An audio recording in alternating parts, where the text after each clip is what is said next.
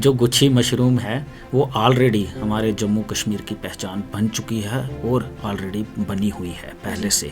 जम्मू कश्मीर इसका मैंने बताया हॉटस्पॉट एरिया है जहाँ पे गुच्छी मशरूम बहुत लगाई जाती है और बहुत लोग इसकी कलेक्शन करते हैं। लेकिन जब वो जंगलात में जाते हैं तो वहाँ डिस्टर्बेंस भी होती है, तो हम चाहते हैं कि ये लोग खुद ही काश्त करें। तो आने वाले समय में जो है ये है जम्मू कश्मीर का एरिया गुच्छी मशरूम के नाम से डेफिनेटली जाना जाएगा, जो कि बहुत रेयर है। आप देखिए इसको, है ना, ये जो गुच्छी मशरूम है ये हमने अपने फील्ड से ही हार्वेस्ट की है और हमने इसकी फर्दर जो लैब स्टडीज़ के लिए अभी इसको आगे हमने लिया है।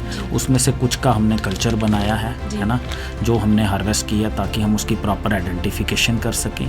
तो ये जो मशरूम है इसको हम मार्शेला मशरूम बोलते हैं। यही वो गुच्छी मशरूम है जिसको हमने अपने फील्ड से हार्वेस्ट किया है।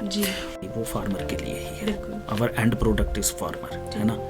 लेकिन हम ये कह रहे हैं कि ये जो मशरूम है ये सबसे महंगी और सबसे बेस्ट मशरूम है। मैंने इसकी इम्पोर्टेंस आपको बता दी और जम्मू कश्मीर का हमारा एरिया, हमारी रियासत का एरिया इसके लिए सबसे अच्छा सूटेबल माना जाता है। और आने वाले वक्त में ये एक डेफिनेटली सोर्स ऑफ एम्प्लॉयमेंट बनेगा और हमारी जो रिसर्च है वो उन लोगों तक जाएगी।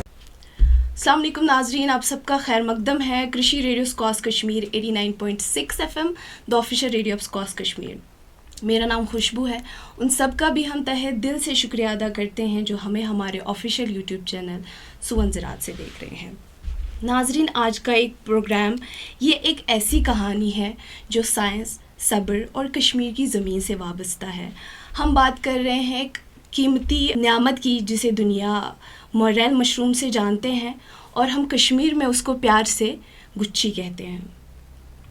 और फ़ख्र के साथ मैं ये कहना चाहूँगी कि Sher Kashmir university agricultural sciences and technology के प्रोफेसर विकास गुप्ता, जो कि है assistant professor plant pathology PI of AICRP mushroom FOA Wadura, इन्होंने इस मुश्किल तरीन मशरूम की कल्टिवेशन को मुमकिन बना दिया है।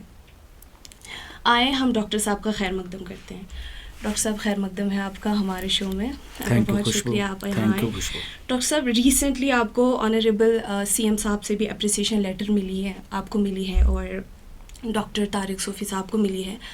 मेरी तरफ से और मेरी टीम की तरफ से आपको बहुत बहुत मुबारक जी। डॉक्टर साहब, मेरा पहला सवाल आपसे ये है कि अगर हम इस सफ़र को समझना चाहें तो शायद हमें वहाँ से स्टार्ट करना है जहाँ से ये बस एक ख़याल था।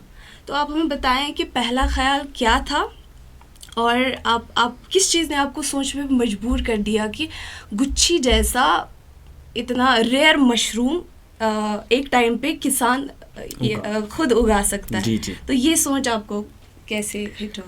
सबसे पहले तो मैं आपका शुक्रिया अदा करता हूँ कि आपने मुझे आज यहाँ चांस दिया कि हम अपनी इनोवेशन के बारे में जो अपने दर्शक हैं उनको बता सकें।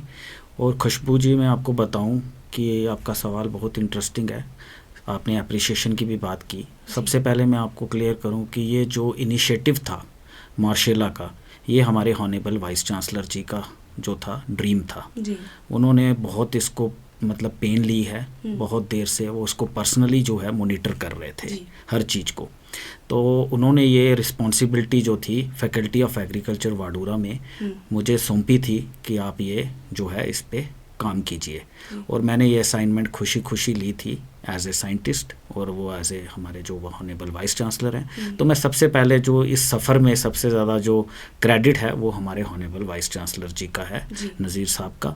उसके बाद डायरेक्टर रिसर्च हरून सर का, मैडम का, रिहाना मैडम का, और हमारे जो डीन हैं वहाँ पे शकील सर, उन्होंने वो हमें इन्वायरमेंट प्रोवाइड किया, हर चीज़ को उन्होंने टाइमली मोनीटर किया है, हमारे रिसर्च ट्रायल को उन्होंने देखा है। और ये आपको पता है कि ये एक आदमी की बात नहीं है, टीम वर्क होता है।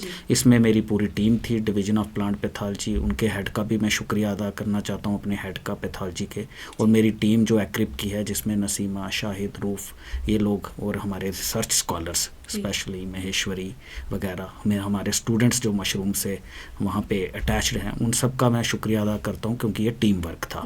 तो ये एक यूनिवर्सिटी की असाइनमेंट थी जो मुझे दी गई थी, और मैंने इस यूनिवर्सिटी की असाइनमेंट को बड़ी बेखूबी से कोशिश की निभाने की, और हम इसमें सक्सेसफुल हुए। हालांकि ये हमारा भी फर्स्ट ट्रायल था, it is our first trial.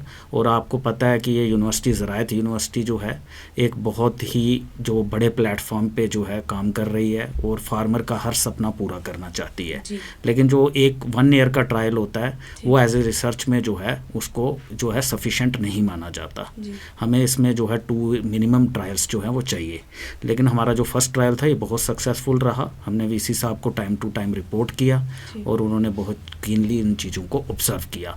अब ये सफ़र हमारे माइंड में जो आया, ये वीसी साहब का ही सपना था, ये उनका सपना था, और हमने इसको जो है उस मुकाम तक पहुंचाने की कोशिश की।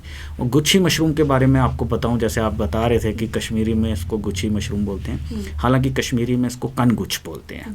हाँ, गुच्छी इसका कॉमन नेम है, और साइंटिफिक नेम जो है इसका वो है मार्शेला एस्कुलेंटा। मार्शेला एम्परचुना भी है, लेकिन जो इंडिया में ज़्यादातर है वो एस्कुलेंटा है, और गुच्छी इसका कॉमन नेम है। कनगुच्छ हम कश्मीर में इसको बोलते हैं, है ना। तो ये बहुत रेयर मशरूम है। जब इसका जो सीज़न आता है नॉर्मली अप्रैल का टाइम, अप्रैल के टाइम पे जब बारिशें होती हैं, और जो हमारे नोमैड्स हैं वो इसको कलेक्शन के लिए जाते हैं और इसको कलेक्ट करके लाते हैं। ये बहुत ही रेयर और बहुत ही हाईली प्राइज्ड मशरूम है। ये हाईली प्राइज्ड मशरूम इसलिए है because of its taste and its nutritional value and its medicinal value.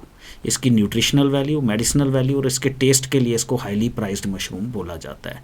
लेकिन इसकी काश्त करना जो है वो जो है, इसको हम ये बोल सकते हैं खुशबू जी कि ये नामुमकिन नहीं है, मगर मुश्किल है, इम्पॉसिबल नहीं है, बट डिफ़िकल्ट है।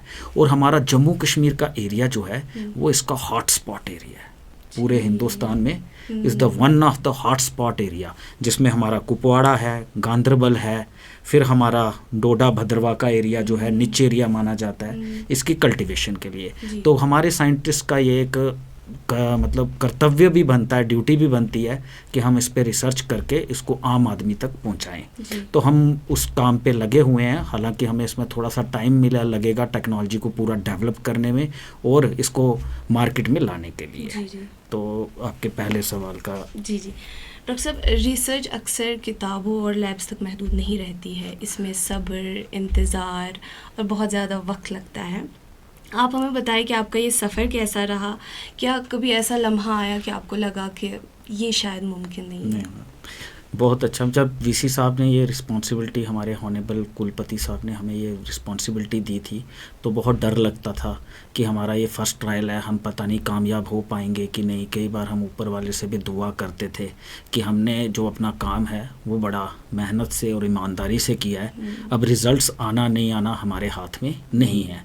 और हमने इसको ओपन कंडीशन में ही किया था।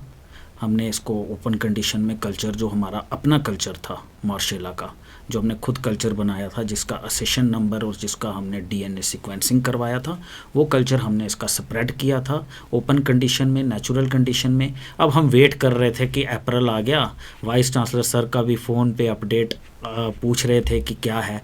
हम भी, हमारी पूरी टीम दिन रात, जहां हमने ट्रायल लगाया था, हम दिन रात वहां जाके देखते थे कि बारिश हुई, क्या इसमें प्रोग्रेस है। और जब 3 दिन लगातार बारिशें हुई और हमें उसमें से फ्रूटिंग बॉडी आई, हम इतने खुश थे कि हमने उसी टाइम अपडेट अपने वाइस चांसलर सर को दिया कि we are successful in growing it.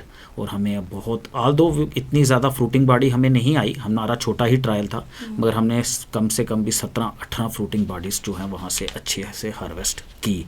और हमने देखा कि ये जो कल्चर हमने डाला था इसने इसको मुमकिन किया। और आने वाले वक्त में हमारे कश्मीर के जो हमारे फार्मर्स हैं, हमारे जो लोग हैं, वो इसको जो है आर्टिफिशली कल्टीवेट कर पाएंगे। जी डॉक्टर साहब, कश्मीर की ज़मीन और यहाँ के लोग दोनों ही मेहनत और उम्मीद की एक मिसाल है। अगर कोई फार्मर आपको अभी देख रहा है, क्या वो ये समझ सकता है कि ये एक नया ज़राए रोज़ी बन सकता है उनके लिए? आप इसको किस नज़र से देखते हैं, एक रिसर्च या रिवोल्यूशन? बिल्कुल, बहुत अच्छा सवाल खुशबू जी आपका, क्योंकि अल्टीमेटली जो रिसर्च है हमारी, या हमारे ऑनरेबल वाइस चांसलर सर की, वो फार्मर के लिए ही है। बिल्कुल। Our and product is farmer, है ना। लेकिन हम ये कह रहे हैं कि ये जो मशरूम है ये सबसे महंगी और सबसे बेस्ट मशरूम है। मैंने इसकी इम्पोर्टेंस आपको बता दी। और जम्मू कश्मीर का हमारा एरिया, हमारी रियासत का एरिया इसके लिए सबसे अच्छा सूटेबल माना जाता है। और आने वाले वक्त में ये एक डेफिनेटली सोर्स ऑफ एम्प्लॉयमेंट बनेगा और हमारी जो रिसर्च है वो उन लोगों तक जाएगी। लेकिन अभी हमारा ये फर्स्ट ट्रायल था। हम इसमें जो है अपनी पैकेज एंड प्रैक्टिस डेवलप करेंगे, टेक्नोलॉजी को है जो इसमें बनाएंगे पूरा, और डिस्कशन के बाद, पूरे ट्रायल के बाद हम इसको जो है लोगों तक ट्रांसफ़र करेंगे और लोग इससे फिर आगे अपना जो है अपना मुकाम, अपना रोज़गार हासिल करेंगे। मगर जो ज़रायत यूनिवर्सिटी हमारी अगर कुछ भी रिसर्च कर रही है तो हमारे जो हम डायरेक्टर्स हैं, हमारे वाइस चांसलर्स हैं, वो हम उनका यही सपना है कि ये हमारी जो है आवाम तक, हमारे किसान तक पहुंच सके, जिससे वो अपना जो है प्रॉफिट को डबल कर सके, अपने सोशो इकोनॉमिक स्टेटस को रेस कर सके। जी डॉक्टर साहब, अगर हम 5 या 10 साल बाद कश्मीर इमेजिन करना चाहें तो क्या हम कह सकते हैं कि गुच्छी कल्टीवेशन हमारी पहचान का एक हिस्सा बन सकती हैं, या और ये क्या ये कश्मीर को ग्लोबल मैप पे एक नए अंदाज से कश्मीर को इंट्रोड्यूस करा सकती हैं? जो आपने सवाल किया उस सवाल में ही जवाब था।